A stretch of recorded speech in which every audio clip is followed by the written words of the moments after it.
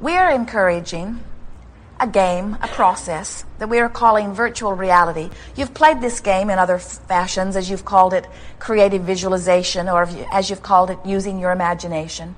We're calling it virtual reality because we want you to begin to recognize that as you give your attention deliberately to something and you practice the thought until it becomes easy, that you are virtually creating your reality. In other words, your reality will be born from that. And we want you to realize that you have utter creative control within this process. Now, it goes like this. You decide where you would like to be. If there's some place that you know that you feel good when you go there, then choose a place like that. You might not know the specifics of a place, so you might say it's a mountaintop, or it's a lovely restaurant, or it's a city near an ocean. In other words, you can be as general or as specific as you want to be. But the first thing you do is pick a place. Just like if you were directing a movie scene and wanting to influence the way your audience would feel as they are watching your presentation, you would set the scene. So you would decide where it's going to be. You would decide what time of year it is. What is the weather? What time of day is it? What is the lighting? What is your mood or attitude? How do you feel in this scene? And all of this is very brief. The entire virtual reality, we think, optimum would be about 30 seconds. So you're going to pick a place, you're going to decide what time of year it is, you're going to decide what time of day it is, you're going to decide how the sun is shining or not, you're going to decide what your mood or attitude is, and then you can decide whether you're going to be in this virtual reality all by yourself or whether somebody else is going to be with you. And if there is going to be someone else, you'll decide how is their mood or attitude, how do they feel right now, and then exchange a few brief words and then leave the virtual reality. Now, the whole point of this virtual reality, one reason only, to practice a vibration of your choice and make it dominant. You've been picking up stuff along the way that is dominant. Some of it serves you and some of it doesn't. This exercise is only to show yourself that you can choose on purpose those things that you want to be dominant. So, virtual reality process is only for the purpose of causing you to make a vibration of your choice dominant. The only reason that we would ever do a virtual reality is to practice a vibration and make it dominant. We think that virtual reality should be used only for practicing a vibration and making it dominant. Did we mention that we think that you should only... And the reason that we are really hammering this here is because sometimes your temptation is to go to a virtual reality to try to improve a condition, or to go to a virtual reality to try to fix something that is broken. As Esther began playing the game at first, she'd pick a scene, that was easy to do. She'd set the time of day, that was easy to do. She would establish her mood or attitude, that was easy to do. Then she would bring someone into the picture that she needed to reform in some way, or she needed to adjust her vibration relative to them in some way. And we said that's sort of like going to your virtual reality, creating a magnificent new house, noticing the roof is leaking, bringing in a repairman, having him overcharge you, going to his boss, getting that all straightened out. And we say, virtual reality is not the place where you fix things that are broken. Virtual reality is only the place where you find a good feeling thought, milk it for all you can, and then get out. In other words, get in, feel good, get out. Get in, feel good, get out. Get in, feel good, get out. Because what will happen to you with far less of this than you think right now, you will begin to activate within you, by virtue of these virtual realities, vibrations that are so good feeling that not only do the virtual realities get easier and easier, but your whole point of attraction begins to shift, because more of the time you are holding yourself in a good feeling place. Good. So, Esther was getting ready to come and play with you today, and we suggested that she just take a quick moment and turn on the television. So she did, and she dialed until she felt the impulse, and she saw a television program, local, news, where one of the high schools has decided that since it is getting close to the time when the teenagers will be having their parties,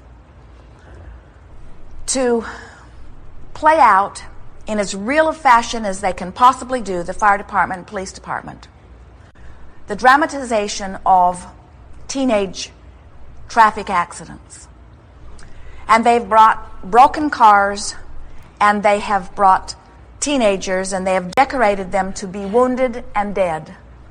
And they have put them in the football field for a big assembly for the whole high school to participate with in over several days.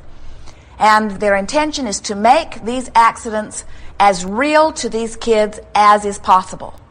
And we said to Esther, this is an excellent virtual reality. They've set the scene. They're setting the mood. They are deliberately evoking emotion and feeling within them. Every 15 minutes, a teenager dies somewhere. So every 15 minutes, another student is pulled from a class and marked dead. Their faces are whited out, their eyes are blacked out, and they are excluded from the student body because they have been removed by death.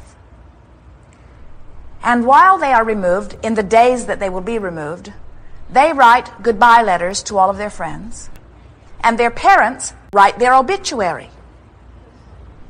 And the final words of the newscast were, we want these kids to feel this as real as they can possibly feel it.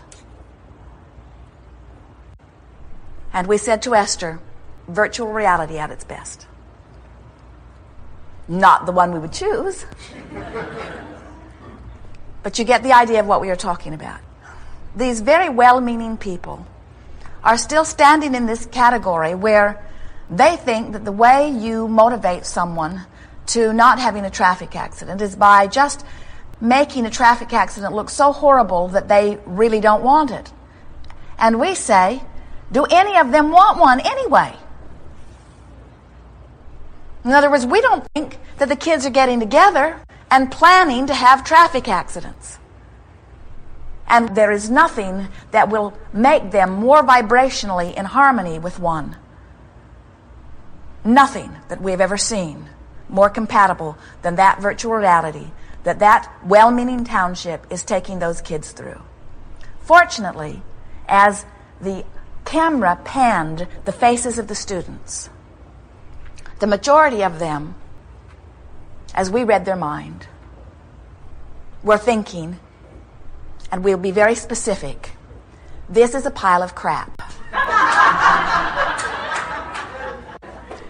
Most of them are not having any of it. Most of them don't feel vulnerable. Most of them know that they are all right. In other words, most of them are still in that good feeling place. Most of them will not be affected by this ritual. But over a long period of time, they would be affected. Everyone comes to the vibrational place that they are through the way life experiences touch them. And what we are suggesting is that you go often to a scene that makes you feel good, and you practice going to such scenes that make you feel good until two things will happen within you. First, your proclivity to go to good-feeling scenes will become better and better and better. In other words, it just gets easier and easier because law of attraction will help you get there. And second, when you are touched by something that doesn't feel so good, you'll recognize it. We saw, even as we were dramatizing their dramatization, that we could see you not feeling good. We felt what was going on within you. In other words, you can feel when you know that feeling good is what you want, how a projection of thought that does not match that feels. In other words, you'll get so good at recognizing what does feel good. And you'll get so good at holding yourself in a place that does feel good that it just becomes easier and easier and easier and easier for you most of the time to feel good, which means it will become easier and easier and easier for you most of the time to be in a place of being in step 3, which is allowing the well-being that you so much want and deserve to come to you. The thing that those people, those well-meaning people in that township that were offering that presentation to those students, the thing that they do not understand is that there is no assertion. There's nothing out there after you. There is no assertion of bad. And so there's no reason to push against the bad. Instead, there is a stream, a steady, powerful stream of well-being. Look around you. Look at the percentage of wellness that abounds. Your continuing existence on this planet must get your attention about that. In other words, you continue to mostly thrive. And so, as you understand that there is a stream of well-being that flows, and all you have to do is line up with that stream and you'll thrive. And when you're not lined up, you'll feel it in the form of negative emotion. And that practicing in a virtual reality, or even practicing sifting, looking for good feeling things where you are, as you practice feeling good, what happens is you just hold yourself more and more in alignment with what is good, so that more and more of that is your experience. Then it's easier for you to remember. In the beginning, you might have to do a little virtual reality in order to adjust your vibration there. But it doesn't take more than about 30 days of making an effort every day, of finding a virtual reality that feels good, before more of what is happening in your experience is like that, which means then you don't have to virtual reality unless you're just having a good time with it, because what's happening around you is sufficient enough to keep observing. In other words, it gets better and better and better. And better and better and better, because you imagine it good, it feels good, you attract good, you observe good, you attract good, you observe good, you attract good, you observe good, you attract good, and you observe good. In other words, it's a vicious cycle of well-being before you know it. All of the years of this physical experience, as you have been noting your preferences, source energy has been noting your preferences and lining things up to satisfy you. And as you get to a 30-second moment of allowing and doing nothing to resist that well-being, and you begin to sustain that feeling of well-being, can you imagine the way your life begins to culminate? Culmination after culmination after culmination of exhilarating moments. We're not just talking about dollars coming to you like you want, or things coming to you like you want. We're talking about rendezvous with people on elevators, moments in time where meaningful exchanges are taking place. We're talking about happy hearts. We're talking about your body metabolizing just right. We're talking about the well-being being received by all of the cells of your body. We're talking about clarity in your mind and exhilaration in your mind and the feeling of love and appreciation in your heart. We're talking about you finally being the physical extensions of the source energy that you all are and that you came here to live. You didn't say, I will come forth into this time-space reality and I will suffer and struggle and hopefully climb my way in some sort of discomfort into some sort of greater worthiness. You said, I am a worthy, passionate creator, and this is the best environment of all environments that I could ever imagine in which to express the true identity of who I am.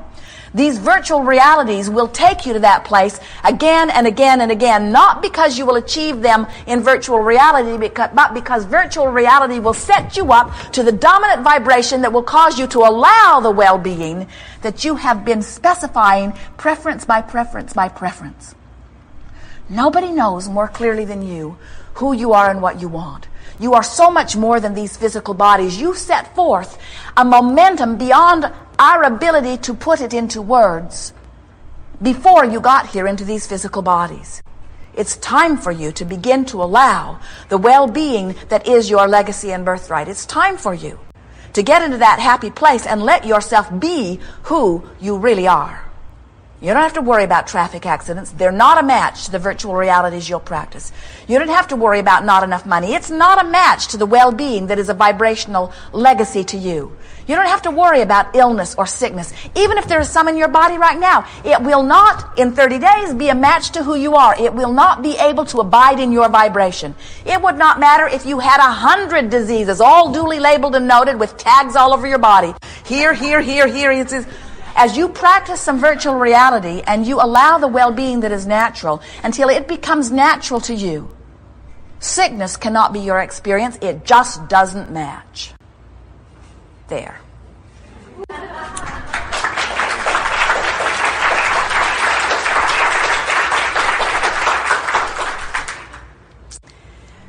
You're ready to go, aren't you?